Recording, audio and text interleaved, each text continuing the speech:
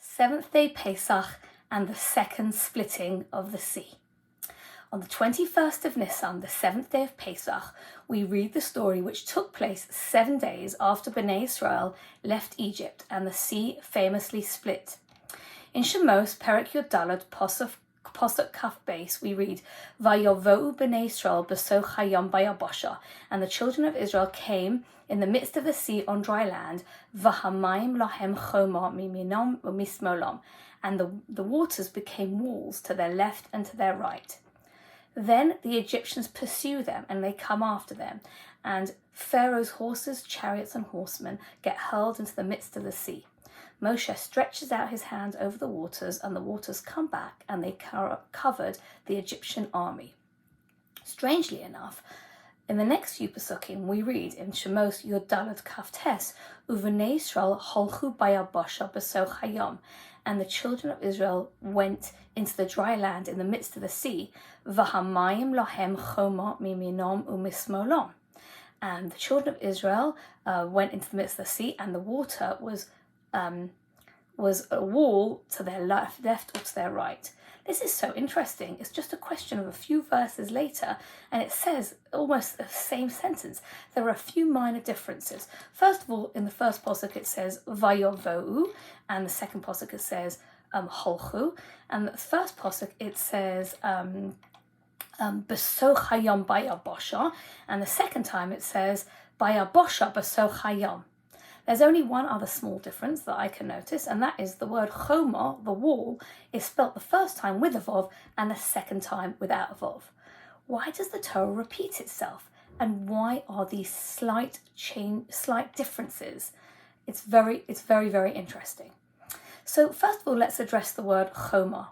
So the Yalkut Shimoni tells us that the sea had chema, rage. So the second time, somehow, instead of choma, walls, ches vov mem he, walls, the word ches mem he could be read without the vov as chema, rage. So that is it. The water was like anger to their left and to their right, indicating somehow that the sea split begrudgingly for Bnei Israel.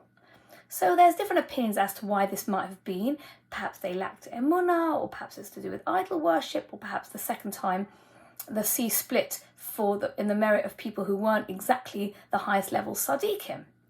But I just want to leave that all to one side and offer a completely different explanation, which I've heard written in the name of Rabbi Pinchas Friedman, and he writes it in the name of his uncle, Rabbi Avram Aaron Friedman, who died in 1943, and he wrote a sefer called Beis Avram Beis Aaron, and it's a sefer on the Haggadah.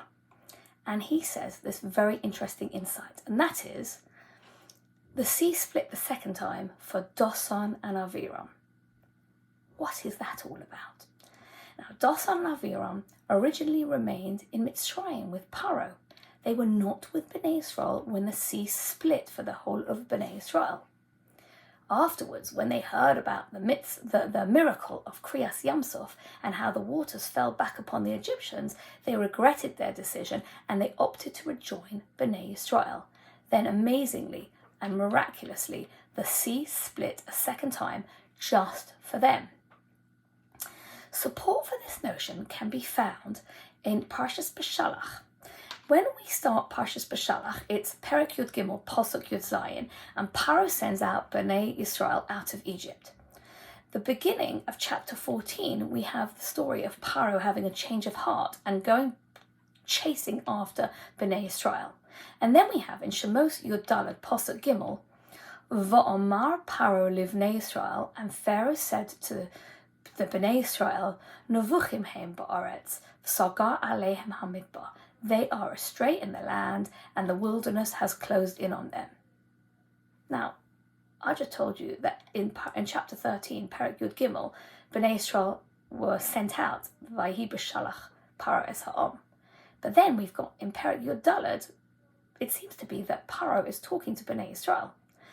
Targum Yonasan, on that posuk says Va'amar Paro leDasan v'la'Aviram b'nei Israel damish Tayurun b'Mitzrayim. And Paro said to Dasan and Aviram, Bnei Israel, who remained in Egypt. Interesting. That's the first thing. Let's go back to Shemot Yudalad Kaf Tes. Uvnei Israel holchu bayabasha Pesach Hayam. I told you that it looked like the Pesukim was so similar, but they had slight differences. The apparent redundancy could be understood by the fact that this was a second time of the sea splitting. The Be'er Mayim Chaim on Shemos Yud Kaf Tes says, when we say Uvnei Yisrael, Mi'ut Rabim Shnayim, when you're talking about B'nai, the children of, in the plural, then minimum of plural is 2 people. Lomar ki al Shnayim Yisrael levad nikra hayam. And it is because of a minimum of 2 people who were Israelites, the sea split. V'heim Dasan v'Aviram. And this is Dasan and Aviram. She'amru Chazal, she'nish'aru, because the rabbis tell us that they stayed in Egypt. V'nikra hayam alehem levad. And the sea split only for them. So perhaps that's why v'hamayim lohem chomah. That is why the sea was angry. The sea was angry that the sea had to split for their sake. I think that I need to address something that's very perplexing. Don't want to go into this in too much detail, but Dasan and Aviram were basically a constant thorn in Moshe's side. They were his arch enemies. In fact, Yalkut Shimoni Kuf Samach Zayin tells us, Kol Masha Ata Yachol Liklos Barashayim Tala. Anything you want to blame on these 2 wicked people, blame anything you like on them. What they did wrong is for another time. We're not going to go into it now. But how is it possible that they didn't die during Makas Choshech when 4/5 of Bnei Israel died? How is it possible that Dasan and Aviram deserve to have the sea split specifically for them? How did they merit such a feat? Rabbi Yoshua Leib Diskin and his Perush Maharil Diskin in Parshas Beshalach Ayin Tes tells us, Dasan v'Aviram hayu bein hashotrim shemosru atzmam al Yisrael. Dasan and Aviram were part of the Jewish police force that were appointed by the Egyptian taskmasters, and they were Moshe Nefesh. They sacrificed themselves, because when Moshe approached Paro and said, please let us have a few days in the desert, Paro answered back and said, hold on a minute, if you've got so much spare time, I'm going to take away your straw, and let's see if you can still build the same amount of bricks.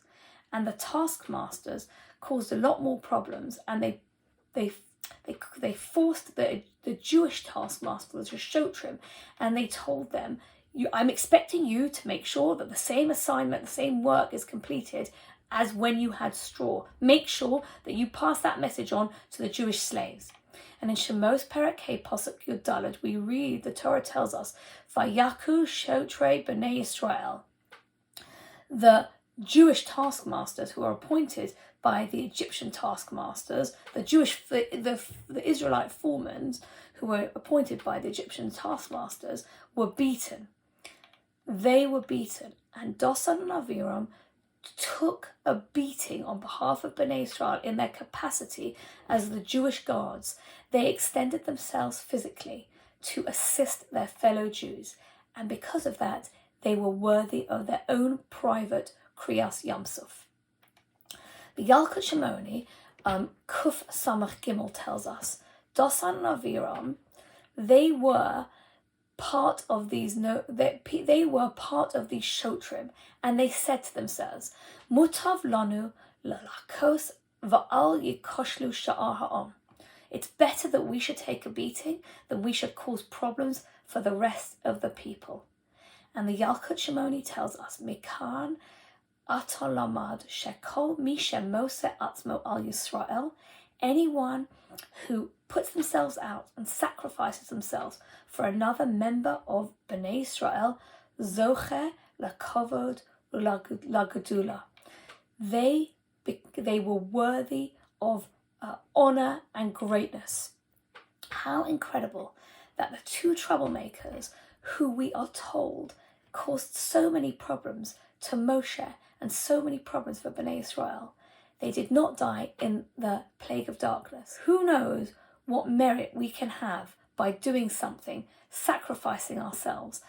If Dasan and Aviram, who were Rishonim and caused Moshe so many problems, deserved their own private splitting of the sea, who knows, hopefully we're not Rishonim, what merit we can have by doing something if we sacrifice ourselves and do something incredible for another member of Bnei Israel. It's a very interesting thought to think about. I hope you have a most wonderful, wonderful Yom Tov.